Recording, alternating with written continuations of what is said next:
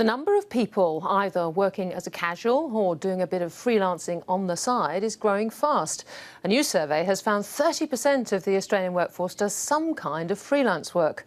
But while the flexibility offered is great for some, the life of a freelancer isn't all beer and skittles. Anita Savage reports.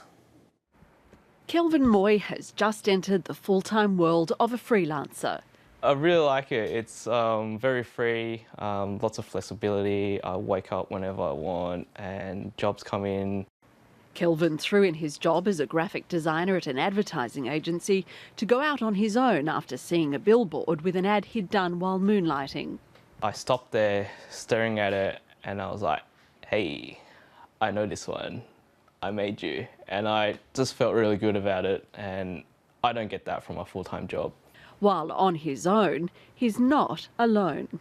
There are no official figures, but an estimated 3.7 million Australians are now freelancing. That means they're either doing extra work on the side or temporary contract or project-based work, and can be as little as an hour a week.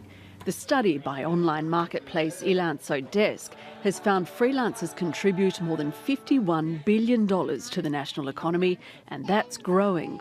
Freelancing represents the future of work. I think that we're seeing a shift, an increasing shift towards this kind of work, and especially with changes in communication. That means people are more easily able to work from wherever they are to both domestic and overseas clients. The study shows freelance architects are most in demand, followed by childcare workers and those doing business and accounting work. Gen Y and baby boomers are leading the trend. For Gen Ys, it's about accessing exciting new opportunities and being able to choose the work you do rather than have your employer choose it for you.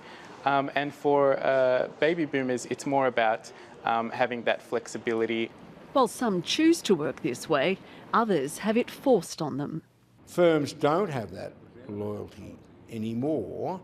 Firms are quite relaxed about letting workers go and then hiring them back. And it's the cost pressure that's doing it. I've always felt I should be working for myself, and to an extent that reflected in my work. And one day one of my colleagues / supervisors told me that you might be a little too entrepreneurial for this place, and you're a bit like a square peg in a round hole. While it was a hard decision, Cameron says it was the right one. But there are downfalls: financial insecurity and isolation.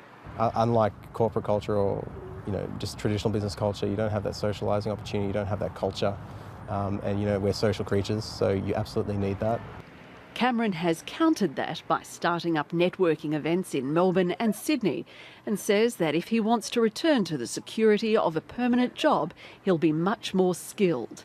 As for Kelvin Moy, he is carefully focusing on a successful future, eventually hoping to run his own business that will, in turn, employ freelancers.